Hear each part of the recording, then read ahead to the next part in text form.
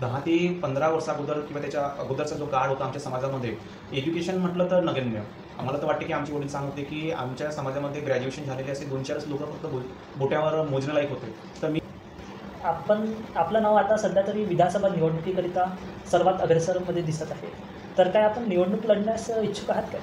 अजून अनेक दिग्गज नेते यांचं नावसुद्धा चर्चेत आहे.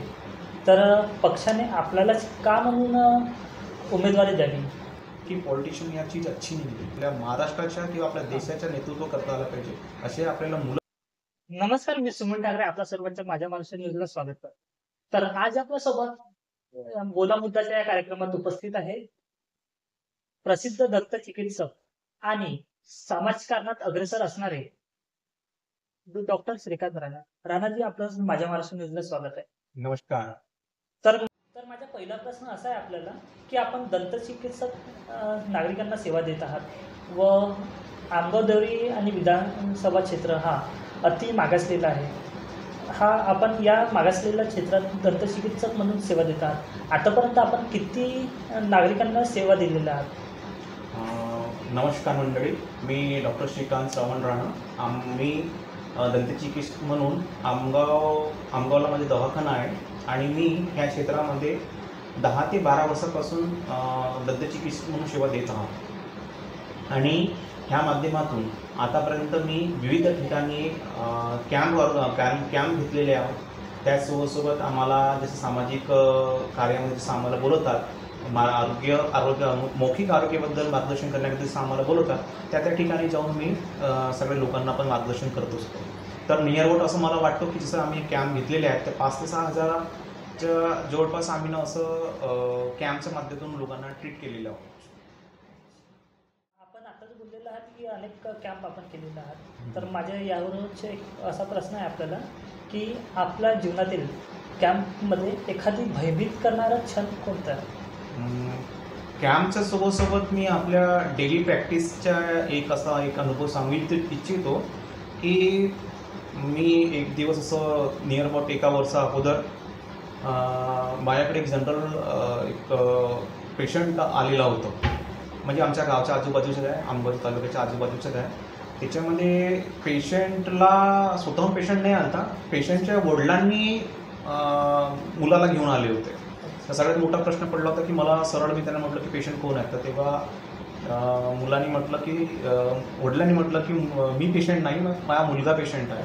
आणि नियर अबाउट त्या माणसाची वय 34 ते 35 वर्ष नियर अबाउट होती त्या मुलाला. आजकाल असं असतं की मुलगा वडिलांना आणतो. हां, पण यावेळेस उलटा झालेला आहे. आणि याच्यामध्ये कसं की वडिलांनी एखादा असा 34-35 वर्षाचा रुग्णाला घेऊन येणं खूप मोठी गोष्ट आहे. आणि सगळ्यात मोठं म्हणजे कारण असं होतं की जसं मी त्याला ट्रीट केलं तर बघितलं मला थोडा डाऊट आलेला होता. कारण की माझ्या एक्सपिरियन्सनुसार मला असं वाटलं की याच्यामध्ये काहीतरी प्रॉब्लेम आहेच. आणि नियर अबाउट तो त्या प्रॉब्लेमपासून 2 ते 3 वर्षापासून ग्रासलेला होता. आणि त्यांनी असं वाटते की मला आजूबाजूला जे आपल्या एक असतो की आपण जनरली ग्रामीण क्षेत्रामध्ये असल्यानंतर की बाकीचे जे डॉक्टर्स लोक जे असतात, म्हणजे डॉक्टर्स न ते क्वॅक्स जो लोक असतात त्यांच्याकडून काहीतरी ट्रीटमेंट केलेली होती, जडीबुटी ट्रीटमेंट हे ते वगैरे करून त्याच्यानंतर तो आमच्याकडे आलेला होता. तर ते कंडिशन बघितल्यानंतर, कारण की त्यासोबत त्याचे वडील, त्याची पत्नी, त्याची मुलं हे सगळे त्याच्या फॅमिली आलेले होते. आणि तो जो क्षण होता माझ्याकडचा तो खूपच भयानक, कारण की त्यांचे लहान मुलं आणि त्याच्यासोबत त्याची वाईफ बघून खूप दुःख वाटलं की ह्या एवढ्या कमी वयामध्ये किती कठीण परिस्थिती आलेली आहे. आणि मी समजा त्यांना सांगायला पण जायचं असं वाटत होतं, पण काय सांगू, हा खूप मोठा म्हणजे माझ्या जीवनातला 10 ते 11 वर्षाच्या प्रॅक्टिसमधला सगळ्यात भावनिक क्षण, डोळ्यामध्ये अश्रू आणणारा क्षण होता.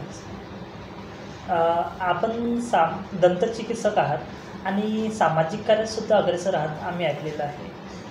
आणि त्याकरिता आपली जी प्रेरणा आहे लहानपणापासूनच होती की कोणाकडून आपण प्रेरणा घेतला आणि आपली यात रुची लहानपणापासून होती काय? रुची तर लहानपणापासून होती. याचं कारण असं होतं की आमचे वडील हे सामाजिक क्षेत्रामध्ये खरोखरच अगोदरपासून अग्रेसर होते. त्यांच्याकडून माझ्या वडिलांकडून ही सगळ्यात मोठी प्रेरणा मिळाली. कारण की आमचा जो समाज आहे आदिवासी हलबी समाज आहे. आता 10 ते 15 वर्षा अगोदर किंवा त्याच्या अगोदरचा जो काळ होता आमच्या समाजामध्ये, एज्युकेशन म्हटलं तर नगण्य. आम्हाला तर वाटते की आमचे वडील सांगत होते की आमच्या समाजामध्ये ग्रॅज्युएशन झालेले असे 2-4च लोक फक्त बोट्यावर मोजण्यालायक होते. तर मी लहानपणापासून आमच्या वडिलांकडे जे आमच्या समाजाची लोक यायचे किंवा बाकीच्या समाजामध्ये पण लोक यायचे, ते लहान लहान एक साधं अप्लिकेशन लिहून मागायचे, राणाजी एक थोडंसं एक अप्लिकेशन तयार करून द्या, मला कोर्टात सादर करायचे. कारण की माझ्या वडिलांकडे जनरली कामगार युनियनचे जे लोक असायचे, म्हणजे जे फॉरेस्टमध्ये म्हणा किंवा दगड फोडण्याचे जे असे जे कामगार जो बिचारे लोक यायचे, ते अगोदरपासून माझ्या वडिलांकडे यायचे. ते प्रत्येक वेळी विचारायचे, बाबा हे असं, अरे प्रत्येक गोष्टीकरता पैसा घेतला जात नाही, असे माझे वडील मला प्रत्येक वेळी म्हणायचे. तेच एक प्रेरणा म्हणा किंवा इच्छा म्हणा, आपल्या एक क्षेत्रातून आपल्याला कार्य करायचं आहे, तर एक आपला आरोग्य हा क्षेत्र एक चांगला आहे, ह्या क्षेत्रातून मी सामाजिक क्षेत्रापर्यंत वळलेलो. आपल्या सामाजिक जीवनात आणि राजकीय जीवनात आपले आयडियल म्हणजे तुमचे वडील असंही बोलता येईल. हो, माझे वडील माझ्याकडे आयडियलच आहेत. त्यांनी मला एक मार्गदर्शन केलेले आहेत. त्यांनी अगोदर सांगितलेलं होतं की राजकीय क्षेत्रामध्ये जर तुम्हाला यायचे असणार, तर त्यांनी सगळ्यात अगोदर मला म्हटलं होतं की आपला बेस अगोदर मजबूत करायचा. कारण की मी जन्मलो तेव्हापासून मी बघत आहो की माझ्या वडिलांनी असं कोणते पण इलेक्शन आहे जे लढले नसतील. पंचायत समिती म्हणा, जिल्हा परिषद म्हणा, जे पक्षाने दिले ते पक्षाशी जोडले पण होते आणि राजकीय क्षेत्रामध्ये कमीत कमी त्यांचे मला वाटते की 30 ते 35 वर्ष त्यांच्या राजकीय क्षेत्रामध्ये गेलेलं आहे. तर त्यांनी मला तेच सांगितलं होतं की बेटा, जर तुला सामाजिक क्षेत्रामध्ये आणि राजकीय क्षेत्रामध्ये जर उतरायचं असणार, तर सगळ्यात अगोदर आपला बेस मजबूत करून घ्यायचा आणि त्याच्यानंतर मग राजकीय क्षेत्रामध्ये उतरायचा. आणि तोच उद्देश घेऊन मी आता आपलं सामाजिक कार्य आणि राजकीय कार्य सोबत करत चाललेलो. आपलं नाव आता सध्या तरी विधानसभा निवडणुकीकरिता सर्वात अग्रेसरमध्ये दिसत आहे, तर काय आपण निवडणूक लढण्यास इच्छुक आहात काय?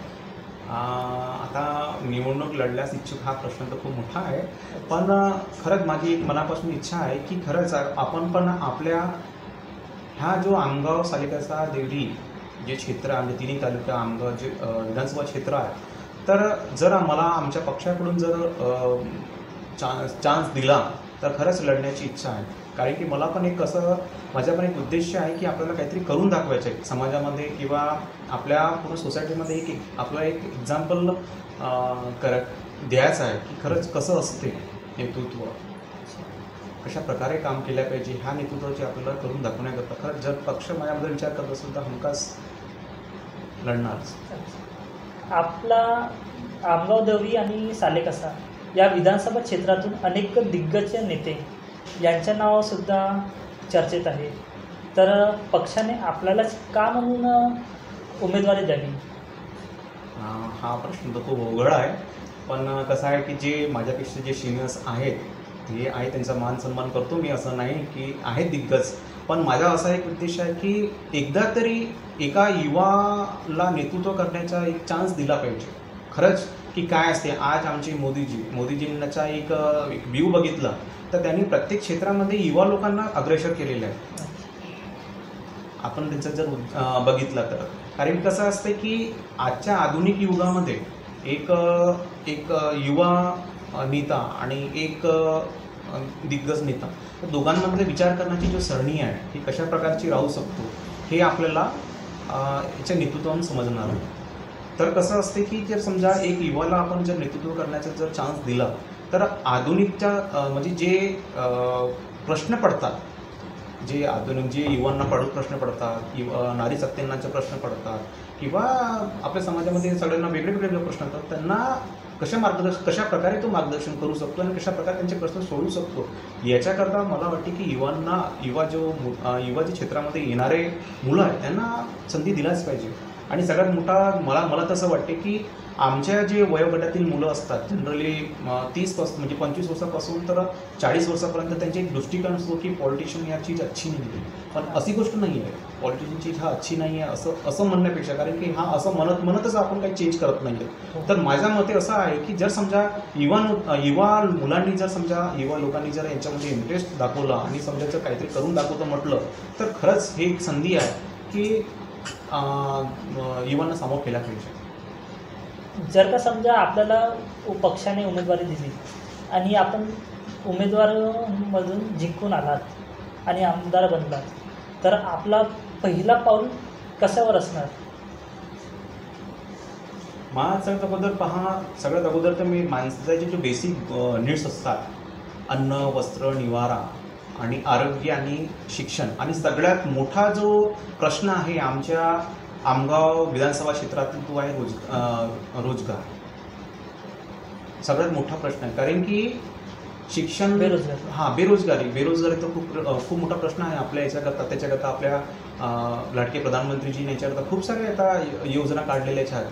त्याच्यानुसार तर आपल्याला हे होऊनच आलं. पण आमचं जो क्षेत्र आहे हा सगळ्यात महाराष्ट्राच्या टोकात बसलेला आहे. तर कसं होऊन आलं की आम्हाला आमच्याकडे एक मोठा रोजगार कसं निर्माण करता यावा याच्याकडे सगळ्यात मोठा माझं लक्ष राहणार आहे. कारण की आपल्या क्षेत्रातील जे मुलं आहेत, यंग मुलं आहेत, ते काम करण्याकरता बाहेरगावी जावं लागतात. तर त्यांना आळा बसण्याकरता आपल्याला रोजगाराची संधी कशी निर्माण करता येणार.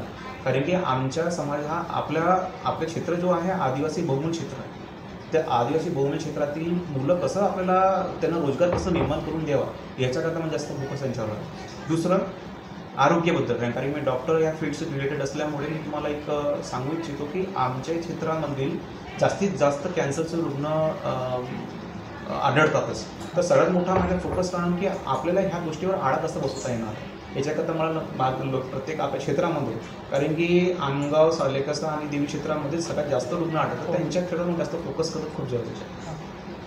आणि दुसरी गोष्ट आहे शिक्षणाकरता माझं असं एक स्वप्न आहे, माझी अशी इच्छा आहे की आपण जो बघत आहोत की आज जिल्हा परिषद शाळेमध्ये म्हणा किंवा अशा माध्यमिक शाळेमध्ये मुलं मिळत नाही, तर याच्याकरता काहीतरी आपल्याला काही उपाययोजना करता आला पाहिजे. हा माझा सगळ्यात मोठा उद्देश राहणार आहे. आपलं असं मत आहे की शैक्षणिक दर्जा खालावलेला आहे, त्याला आपल्याला वाढवायचं आहे. आणि दुसरी गोष्ट आहे, एक सगळ्यात मोठी गोष्ट, आणि आता जस्ट मी काही दिवसाअगोदर एक क्षण असं झालेला आहे की आमच्या सालेकसा तालुक्यातील शिवारीपुरा या क्षेत्रामध्ये एक चांगला मुलगा, ज्या वाडिवा नावाच्या एका मुलांनी 3 गोल्ड मेडल आणि 1 सिल्वर मेडल जिंकलेलं आहे. असे आमच्या समाजामधील आदिवासी क्षेत्रामध्ये एकलव्य आहेतच. त्यांना आपल्या समाजामध्ये आपल्याला त्यांना दाखवायचं की यांच्यामध्ये पण काही गट्स आहेत, त्यांच्यामध्ये पण काही करून दाखवण्याची इच्छा आहे, पण त्यांना बिचारांना मार्गदर्शन मिळत नाही.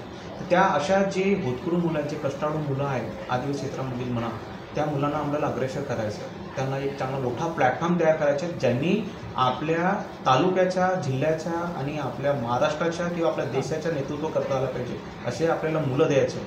कारण की आपण बघतो की ऑलिम्पिकमध्ये प्रत्येक वेळी आपल्या भारताला मागं, पण जेव्हापासून मोदीजी आले त्यांनी आपल्या याच्याकरता हे केलेलं, लक्ष केंद्रित केलेलं आहे. आता कमीत कमी आपल्याला ऑलिम्पिकमध्ये काही मेडल तरी मिळत आहेत. तर असेच आपले जसे कष्टाळू मुलं, आधी असं होत होतं की पडेंगा इंडिया तो बडेंगा इंडिया, आता असं होतं की फेलेंगा इंडिया तो बडेंगा इंडिया, असाही आपल्याला पाहायला मिळत आहे. बरोबर म्हटलं. तर मला असं वाटतं की आमचे जे आहेत त्यांना प्लॅटफॉर्म तयार करून, त्यांना योग्य मार्गदर्शन करून त्यांना पण त्या प्लॅटफॉर्मपर्यंत पोहोचायचं आहे, माझी इच्छा आहे. माझ्या शेवटचा असा प्रश्न आहे की आमगाव देवरी आणि सालेकसा या विधानसभा क्षेत्राला एक इतिहास लाभलेला आहे की एक आमदार पुन्हा दुसऱ्या टर्मला निवडून नाही आलेला आहे. काय श्रीकांत राणा हा रेकॉर्ड ब्रेक करणार? जर मला चान्स मिळाला तर रेकॉर्ड तो आपण ब्रेक करून दाखवूच. कारण की कसं असतं की जोपर्यंत माणसाच्या बेसिक गरजा जर आपण पूर्ण करू शकणार नाही तो लोक आपल्यावर का बरं विश्वास ठेवणार. म्हणून सगळ्यात अगोदर मला आपल्या समाजातील आपल्या विधानसभातील लोकांच्या ज्या बेसिक गरजा जर मी परिपूर्ण करू शकलो तर मला तर असं वाटत नाही की पुन्हा आपले विधानसभा क्षेत्रातील लोक आपल्याला निवडून देतील नाही. कारण की आपण त्यांच्या इच्छा जर त्यांची इच्छा पूर्ण केला, त्यांच्या प्रश्न आपण मिटवला तर हमखास निवडून देतील, मला एवढी गॅरंटी तर आहेच. धन्यवाद श्रीकांतजी, आपण माझ्या महाराष्ट्राच्या या बोला बुद्धाच्या कार्यक्रमात आपण जोडलेले आहात. तर यासारख्या विविध बातम्या पाहण्यासाठी माझ्या महाराष्ट्र न्यूजला लाईक करून सबस्क्राईब करा आणि पुढे भेटूया पुढच्या मुद्द्यासोबत. माझा महाराष्ट्र न्यूज नेटवर्कच्या नवनवीन अपडेट पाहण्यासाठी चॅनलला लाईक करून सबस्क्राईब करा व बेल आयकॉनला टच करण्यास विसरू नका.